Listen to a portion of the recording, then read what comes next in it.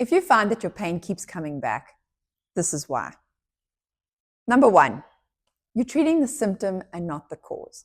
The thing about back pain is it could be coming from weakness elsewhere in the body or referring from somewhere else. So maybe your hips, your glutes, potentially just a few bad habits that are leading to the pain that you're experiencing in your back. Sometimes it's something as small as you're sitting on one glute while driving in the car and you're always sitting on one side. So your back is bending and it's just a habit that you have.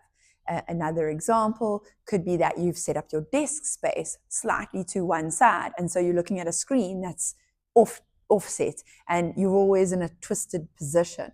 Maybe it's your pillow at home. Maybe it's your chair is too deep and rounded, and when you sit in it, you're slumping, and it's encouraging really bad habits. So you're looking in the wrong place. You're just focusing on the symptom, which is your pain, as opposed to figuring out why are you in such discomfort? Yeah, so some of the treatments you might be looking for, craving, could be stretching, constantly stretching a muscle on the side of your body for relief. But in actual fact, you're giving the opposite of what that muscle needs. It needs a little bit more integrity, a little bit more strengthening.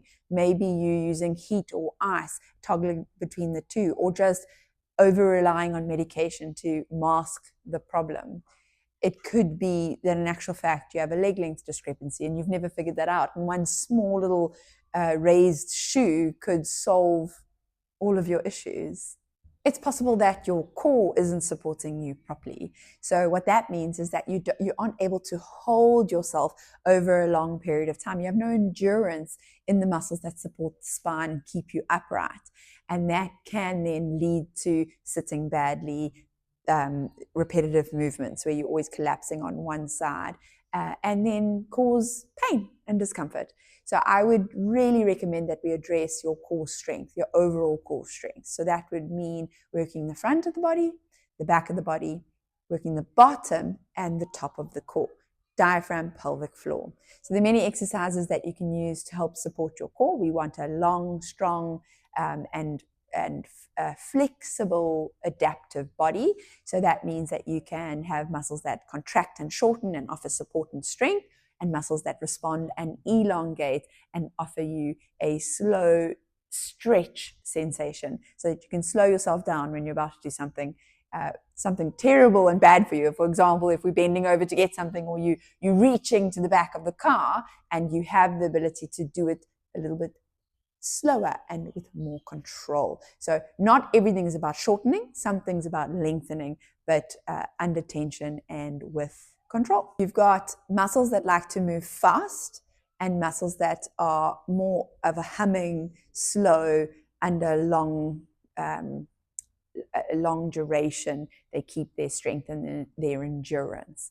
So your core muscles are known for being able to be on, but at about 30% capacity over a long time horizon. And your strong muscles, the powerful muscles of your back, are there for your rapid, fast movements, and they can carry you through space. So examples would be your latissimus dorsi, your quadratus lumborum. These are muscles that can be really strong, your erectus spinale muscles.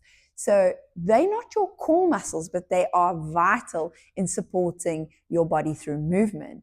And if your core muscles aren't strong enough to keep up the good fight as you move through your day and through your workout, then the strong muscles that are good at moving feel the need to get tighter, lock in, and perform the functions of your core. So it's a bit of a muddle of the roles and responsibilities of the muscles in the body, and that can lead to altered movement patterns and sometimes pain. So your posture during the day could be undoing everything. When we look at people's posture, it's like taking a moment in time. If I took a photograph of you right now, would I be able to say, oh, you've got great posture in this second?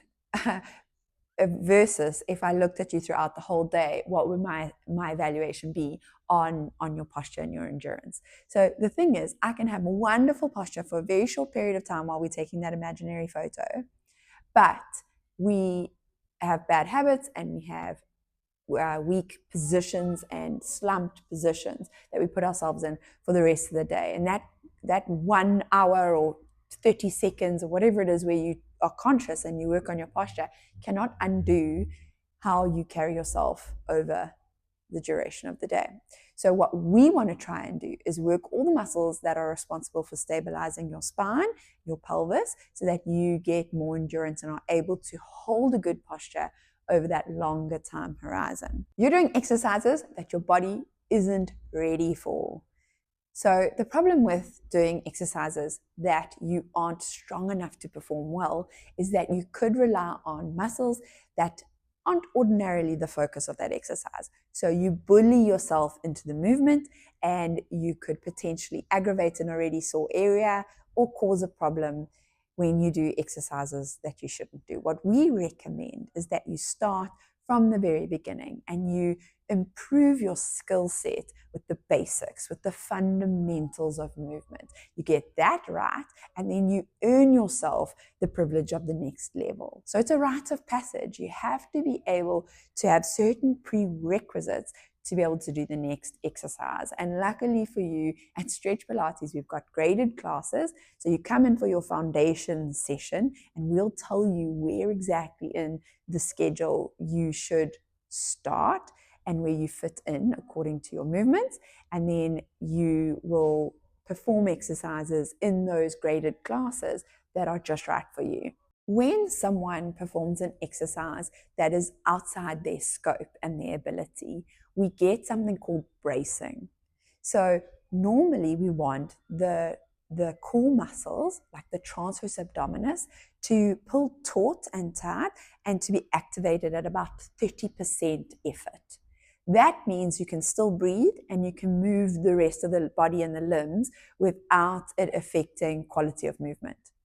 When you are a little bit weaker and you're doing an exercise that is just beyond your ability, then the abdominals lock taut and tight and they try and perform the role of this muscle. But it creates a bracing, maybe even a bread loaf-like appearance when the rectus abdominis mounts up. So if you have that where your tummy looks like a bread loaf, we know we're using the wrong muscles. I feel so bad saying wrong and right. Often the waters are very muddy, but we would prefer that you learn how to activate the transverse abdominis, not a lot, just a little, and then move with ease. Otherwise, it leads to issues. So it's bracing. And there are other examples of where we just lock up instead of move more freely because our bodies inherently know this is too big an ask. So you don't actually know what your body needs. This is so common. We know we need something other than the pain that we're feeling or the discomfort that we're feeling. But you can't quite tell if you need more stretching, more strengthening, more stability, or more of a software issue where you actually need to correct your timing. So that's something we do see where people feel lost and they don't know where to begin. Again, that's something that we can help you with because we will do a foundation assessment at Stretch Pilates. And I advocate that everybody do this, whether you're with us or anywhere else, is that you try and figure out, is it that you need to stretch more regularly? Is it that you just need to breathe better and unlock those tight muscles? That diaphragm needs to learn how to stretch and recoil again. But knowing where to start is tricky. I feel like we can help you with that, but even if we can't help you directly, we'd love to be able to give you insight into where or who can show you a direction that you need to head towards. So reach out to us, fill in our body health check quiz, or even better, just book that foundation assessment directly with the studio. We offer it for free and we'll tell you where to begin.